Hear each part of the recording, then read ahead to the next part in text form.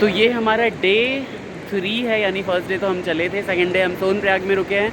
ये हमारा डे 3 है जहाँ से हम सोनप्रयाग से गौरीकुंड के लिए जो है वो यहाँ से हम प्रस्थान कर रहे हैं। आप देखिए पीछे रास्ता है और जो ये पूरा सोनप्रयाग का बाज़ार है ना, वहाँ से लेके यहाँ तक लाइन लगती है। आराम आराम से लाइन चलती रहती है, आप लोग भी आराम आराम से चलें जब भी यहाँ पे आएँ। तो हेलो दोस्तों, कैसे हैं आप सभी? स्वागत है आपका the Thakur family vlogs Mithila में। बहुत ही प्यार और स्नेह और आशीर्वाद दे रहे हैं आप हमारे व्लॉग्स को, तहे दिल से शुक्रिया करता हूँ आप सभी का।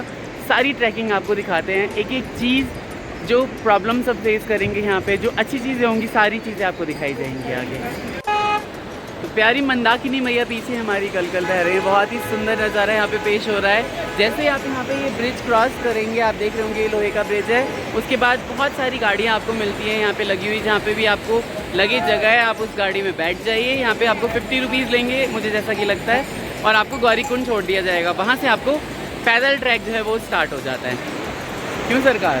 बिल्कुल बिल्कुल। कैसा लग रहा है अभी ठंडे ठंडे पानी में नहा के? बिल्कुल ठंडे पानी में नहाए हैं, रिफ्रेश हो गए, पता ही नहीं चला बिल्कुल। उसके बाद पूजा वूजा की और एकदम सर्दी नहीं लग रही है उसके बाद, है ना। नदी का शोर, करंट बहुत ज़्यादा है भाई साहब।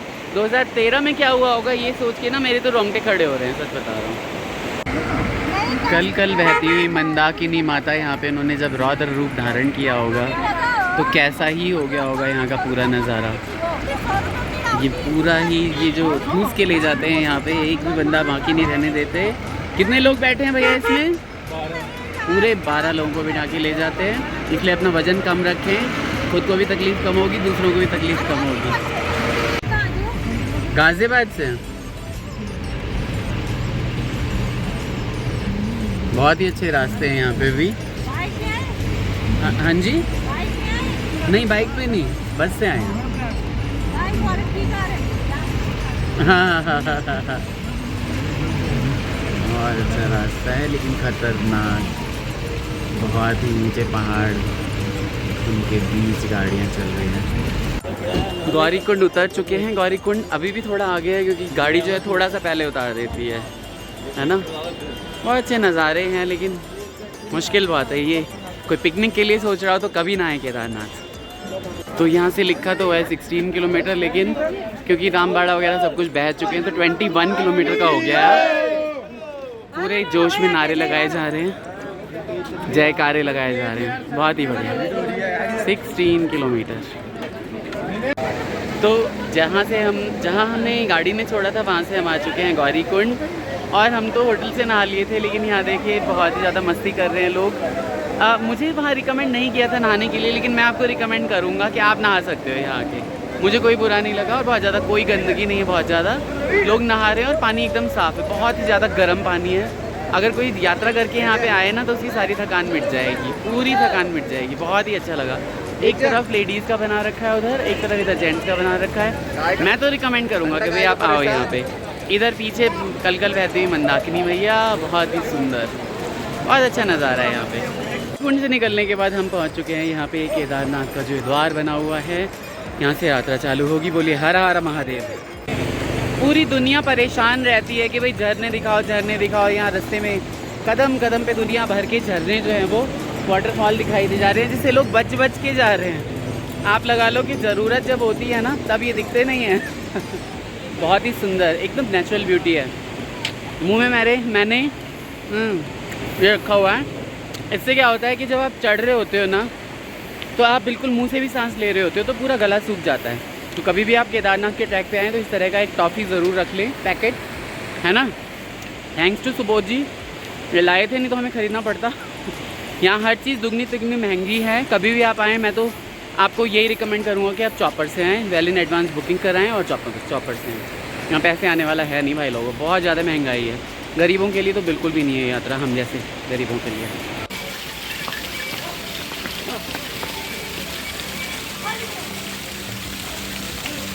केदारनाथ यात्रा के पैदल मार्ग में आप लोगों को बिल्कुल भी पानी की बोतल खरीदने की ज़रूरत नहीं है।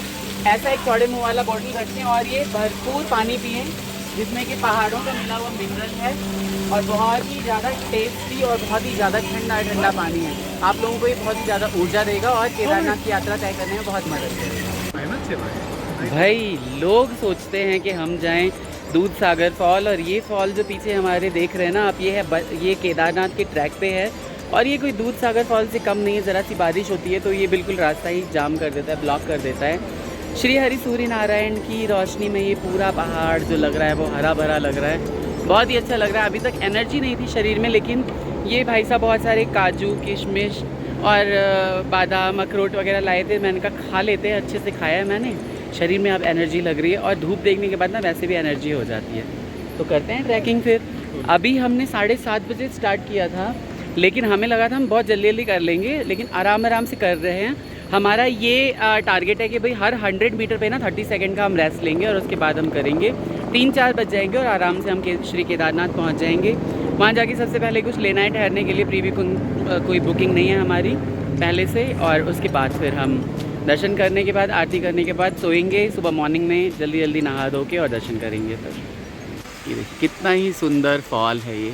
अभी नज़दीक जाके भी दिखाऊंगा। बहुत सारे लोग हैं वहाँ पे। यहाँ पे एक चीज़ मुझे बहुत गंदी लगी और ये कि हर जगह ना वो घोड़े की लीद है, हर जगह घोड़े की लीद है। बिल्कुल अच्छा नहीं लग रहा है, लेकिन ये सोचते हुए कि भाई अब केदारनाथ के दर्शन हो जाएंगे जाके ऊपर चढ़ के, तो बहुत अच्छा लग रहा है सोचते ही। बहुत ही बढ़िया ये प्लेस बन चुका है जहाँ पे बच्चे आके अपनी फ़ोटो खिंचवा रहे हैं। अच्छा, मतलब नहीं बच्चे नहीं हैं, बहुत बड़े बड़े लोग हैं। ये सबके सब जो है फ़ोटोज़ क्लिक करा रहे हैं। बहुत ही सुंदर जगह है ये, और दूध सागर जैसा ही फॉल है ये। अब जो गरीब लोग हम जैसे दूध सागर नहीं जा सकते, केदारनाथ के ट्रैक पे वहाँ पे जा सकते हैं। फिर से रुक गए हम यहाँ पे पराठे और मैगी खाने के लिए। पता नहीं इतना हम रुकते रहेंगे तो किस तरह से ही पूरी ट्रैकिंग करेंगे। ये देखिए यहाँ पराठा बन रहा है। मैं और सुबोध जी मैगी खाएंगे, मैं भी टेस्ट करूँगा। और ये भी बिल्कुल इनका बड़ा मन कर रहा है भाई मैगी खाने का। पहाड़ों पे मैगी का अलग मजा है। हाँ बिल्कुल। तो ये आ चुका है हमारा टेम्पटिंग सा पराठा। मैगी नहीं आई है इनकी, अभी वेट कर रहे हैं मैगी का। पराठा चाय ख़त्म हो चुकी है मेरी और यहाँ पे मैगी आ चुकी है इनकी। ये देखिए इनसे रहा ही नहीं जा रहा भैया, रहा नहीं जा रहा मैगी खाने से। पूरे शबाब पे है यात्रा भाई लोगों, बहुत ही अच्छे से देखिए सभी आना जाना कर रहे हैं। जंगल चट्टी पहुँचे हैं अभी तो हम। 3.5 किलोमीटर कवर किया है बस।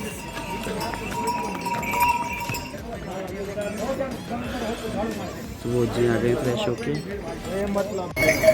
जो माताएं बहनें नहीं जा सकती इस तरह से पालकी कर सकती हैं। 4 से 5, 5.5 हज़ार रुपये में ये होती है। देखिए ज़रा किस तरह से ले जाते हैं, बहुत ही बढ़िया रहता है ऐसे। लेकिन भाई लोगों बड़ी मेहनत होती है जिन लोगों को तो ले जाते हैं। कितने ही सुंदर नज़ारे हैं यहाँ केदारनाथ के ट्रैक में कि मन बिल्कुल ही ऐसा हो जाता है कि बस थोड़ी देर यहाँ पे रुक लें, लेकिन फिर आप लेट होने लगते हो और आपको फिर शाम की आरती नहीं दिखती। इसलिए जल्दी जल्दी अपना ये सब चीज़ें पूरा करके। देखिए मैंने जूम किया हुआ है, बहुत दूर है ये, बहुत दूर देखिए।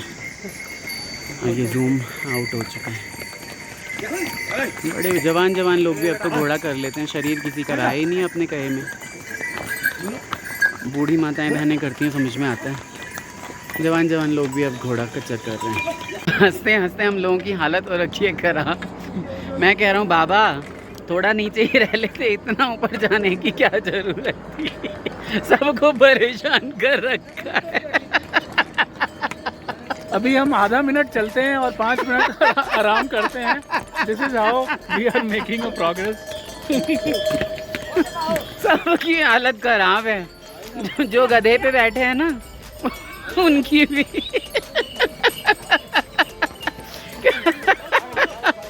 मैं क्या बताऊं, वैष्णो देवी तो भाई लोगों इसका 10% है। मैं सच बता रहा हूँ आप लोगों को। यहाँ पे चढ़ना, केदारनाथ के दर्शन करना बहुत कठिन है। प्लीज़ पैसे जोड़ के ना चॉपर से जाएं, कभी ना आए पैदल और पानी पे। क्योंकि बाबा तो आने से रहे वहाँ से, आप लोगों को ही चढ़ना है तो चॉपर बेस्ट ऑप्शन है। श्री बाबा केदारनाथ अब सिर्फ 11 किलोमीटर रह गए हैं। भीमबली 1 किलोमीटर है। देख के बड़ा ही मन को आनंद आया भाई लोगों। हमने 6-7 किलोमीटर चल लिया। केदारनाथ के पूरे ट्रैक पे आपको भरपूर नज़ारे देखने को मिलते हैं। इतनी ज़्यादा प्राकृतिक सुंदरता है आपको कहीं पे देखने को नहीं मिलेगी। शिकायत सिर्फ प्रशासन से ये है कि घोड़ों के लिए एक थोड़ा अलग ट्रैक बनाना चाहिए, क्योंकि बहुत ज़्यादा गंदगी कर देते हैं। यहाँ पे देखिए कितना ही गहरा है भाई लोगों। ये सारे जितने भी सोते हैं ये सब मिल के जाके माँ मंदाकिनी में मिल जाते हैं और उनको बहुत ही ज़्यादा बड़ी नदी बना देते हैं। देखिए कितना अच्छा लग रहा है यहाँ सब कुछ। फ़ोटो वोटो खिंचवाते हैं। पता नहीं इतनी दूर से पानी आ रहा है, देखिए कैसा सोता होगा ना वो, बिल्कुल कोई ग्लेशियर पिघल के आ रहा होगा। बाबा केदारेश्वर का ये रास्ता अभी भी बहुत ज़्यादा लंबा जान पड़ रहा है हमें। सुबोध जी और मैं दोनों ही पस्त हो गए हैं।